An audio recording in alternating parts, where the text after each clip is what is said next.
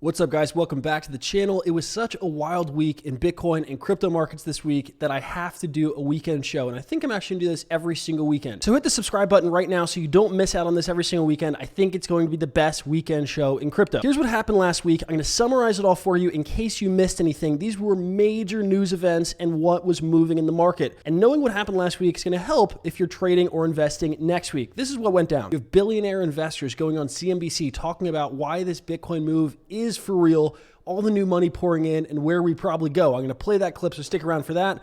You also have the PayPal news. You have 300 million users on the largest payments app in the world now accepting Bitcoin and being able to buy Bitcoin, send Bitcoin, and other cryptos. I'm going to talk about the impact of that as well. And lastly, there's a little phenomenon going on right now with DeFi and Bitcoin that I don't think enough people notice. It's been a DeFi winter. A lot of those coins have been pulling back when Bitcoin has done this well. I think 13K is really the new 10K for Bitcoin. I'm going to talk about what that means. I'm going to talk about where I'm seeing the DeFi coins, where they could go in this little market instance that not enough people have picked up on. This is a weekend show of the Coinist Podcast. I'm going to start putting this out every single weekend, covering what happened this week in crypto, what you need to know, and what to look out for if you're trading next week. Hope you guys enjoy the show. Stick around after the intro. We're going to cover it all.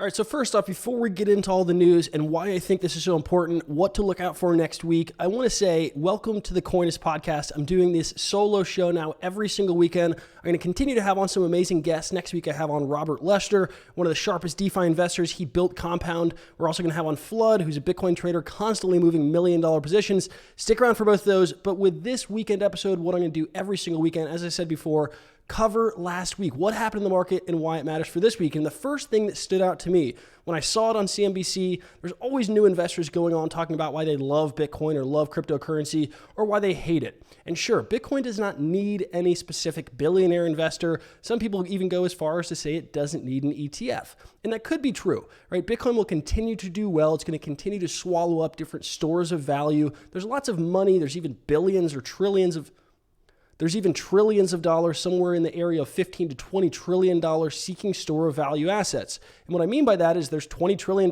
somewhere invested in real estate as a store of value, 5 or 6 trillion in the gold markets. You also have fine art, you have collectibles, and now Bitcoin is starting to slowly eat that pie. I think everyone listening and watching understands that phenomenon. But when you have investors going on CNBC, billionaire investors, some of the sharpest people in that crowd, in that industry, it creates a signal. And it also reduces risk for other investors to tag along with them. You have to realize Bitcoin is still a nascent asset class, and it's so early that if you're an investor that gets into Bitcoin and it turns out to go to zero and all this crypto stuff goes away, all of a sudden you look like an idiot, you probably lose your job, and it's going to be something that you look back on and that the whole industry looks back on as being a seriously big mistake for the rest of your career. But when the sharpest investors in the world start saying they like Bitcoin and explain what the value prop is and why they see so much value, how it's an inflation hedge, how people need to be rushing into this right now, not only does that help spread Bitcoin, it helps spread crypto for the average person, but for the bigger investors, they also start to realize, okay, my decision is also de-risked,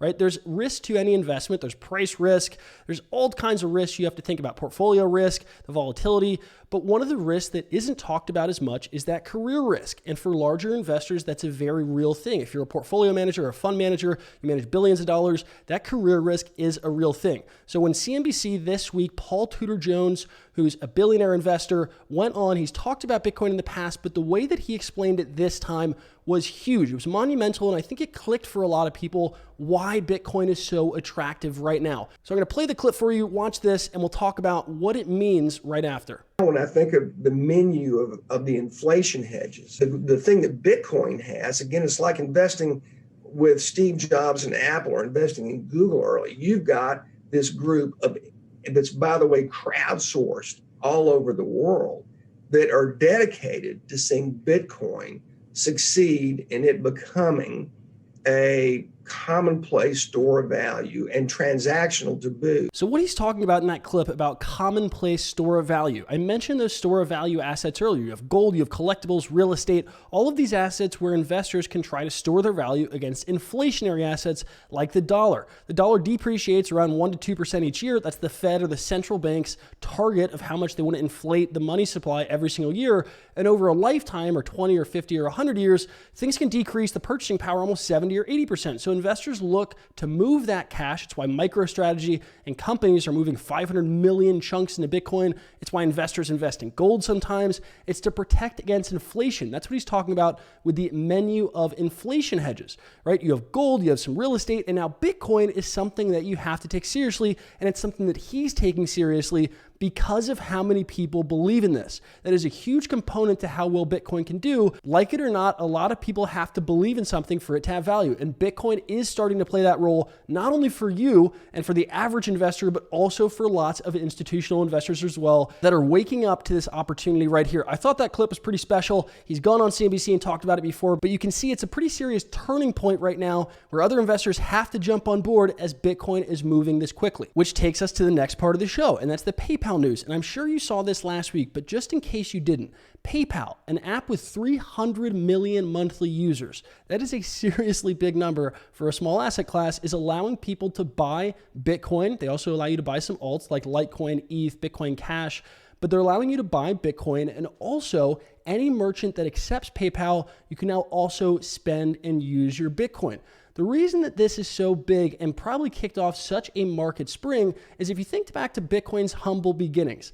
I remember there's a picture with Eric Voorhees and Charlie Shrem and Roger Ver, and they actually set up a Bitcoin booth right next to PayPal. This was almost 6 or 7 years ago now, looking at how Bitcoin's value prop as a digital currency could kind of rival what's happening at PayPal. And when you have these payment processors that are built on the traditional legacy system, the financial infrastructure of the past, starting to jump on board and allow Bitcoin, not only does it open up Bitcoin's market and Bitcoin's availability and accessibility to all those PayPal users, but it also probably means other payment processors are going to have to do the same thing. Them making the choice to allow people to buy Bitcoin, like I said, is big for buying pressure and demand, but it's also huge because it shows that they actually are worried and have to sort of hedge against Bitcoin continuing to take more market share of how people are going to transact value on a daily basis. The PayPal news was massive. I know for a fact that drove some of the market activity.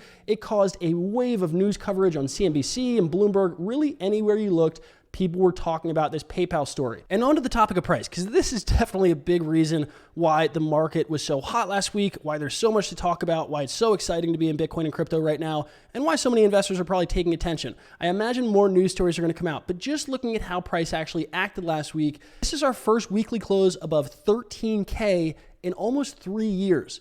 Bitcoin, if you look back and kind of look at the chart, it's really actually been in a bull run almost since March. It doesn't feel like that at times, but the chart actually does show higher lows and higher highs consecutively since that March low, or when every risky asset during the Corona original pandemic news hit had that liquidity crisis and prices crashed. Ever since, Bitcoin has been ripping, right? But this past week, it felt different. And honestly, it feels like 13K is the new 10K.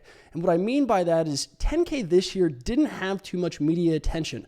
There wasn't new retail interest swarming in. Not a lot of people were talking about it. CNBC and Bloomberg definitely weren't covering it.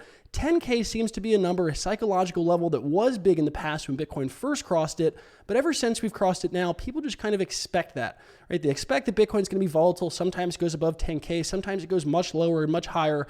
But 10K doesn't get too much attention.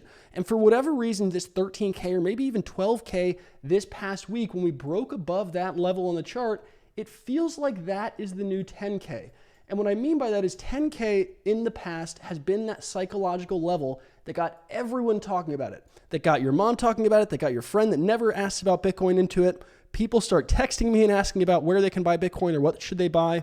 that wave of interest kicked off when we got above 12K. So it's a perfect storm of events. You have investors gaining conviction and starting to signal to the rest of the investment community that this thing is for real, and on the menu of inflation hedge assets, Bitcoin is probably the best choice. You also have the PayPal news, which is kicking off and making Bitcoin accessible to 300 million people, but also showing that traditional financial companies have to buy Bitcoin as a hedge if we keep going down this route. And lastly, the 12K number, I think, is that new psychological level where people are saying, oh crap, this is actually above 10K. We're crossing now 12K. It could go much higher. 12K was the level this week that got everyone interested. If you look across social metrics and social networks, it's a fun little metric I like to use as a sentiment gauge to see how many new people are actually coming in. And if you look across Twitter, you look across YouTube and legacy media as well, CNBC, Bloomberg, the media was all over this. I had tons of new people following. And this wasn't just my account. This is across YouTube, across Twitter, across Facebook. Tons of new people all of a sudden realized this thing is taking off, and 12K acting as that 10K psychological level. And so where does that put us from a trading perspective? If you're an investor, if you're a trader, where is the opportunity this week? What should I be looking at for the rest of the month? I think the easiest answer here is Bitcoin. Right? You can hear it in my own voice. I'm sure if you look around, I'm sure you're feeling it too. Everyone's talking about now the bull run is really kicking in, and people are excited about Bitcoin. That's pretty clear. That's an easy answer. But there's a market phenomenon and something happening right now with other crypto assets that not enough people have noticed. And it's a big reason why I wanted to start the weekend show this weekend and make it a recurring thing, because it's something I noticed, something I'm watching this week as a trader. Check this out. So here it is. Before we had this Bitcoin run where it crosses 13K, now everyone's focused on it, DeFi coins were the bull market for 2020.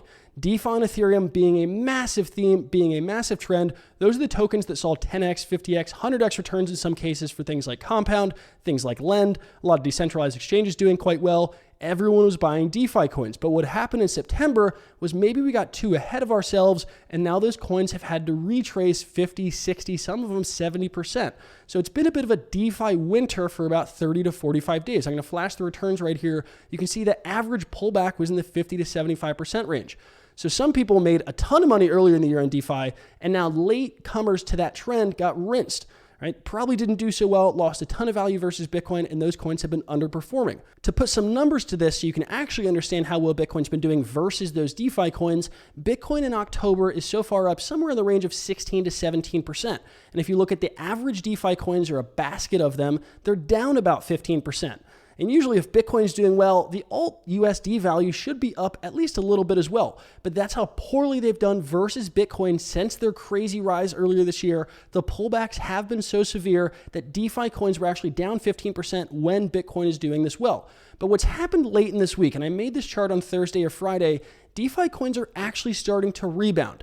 And I don't know, I think it's too early to say that this rebound is going to continue, but it definitely caught my attention as Bitcoin made its run from about 12.2 or 12.5K up to this 13K, up to yearly highs. When momentum and when interest and when excitement was at its peak this week for Bitcoin, DeFi coins actually started to turn around as well. Not just the USD value, but also the Bitcoin value. A lot of them bouncing 10, 15, 20% in a day on Thursday and Friday. But remember, it might be too early to tell, right? This is just a signal that I'm seeing. This is something that caught my attention. It was too good not to share. I am going to be looking at things that led the market during the DeFi run, things like Link, things like Lend, synthetics, ETH even turning around versus Bitcoin. That is what I'm watching as a trader. And I think there's a real opportunity this week. If we start to see 1 to 2 days of outperformance for those coins, there's going to be really nice trading opportunities there. If some of that demand for Bitcoin, especially if it slows down its run, hangs around 13K for a little bit, that some of that demand is really going to pile in these coins, allowing them to do serious returns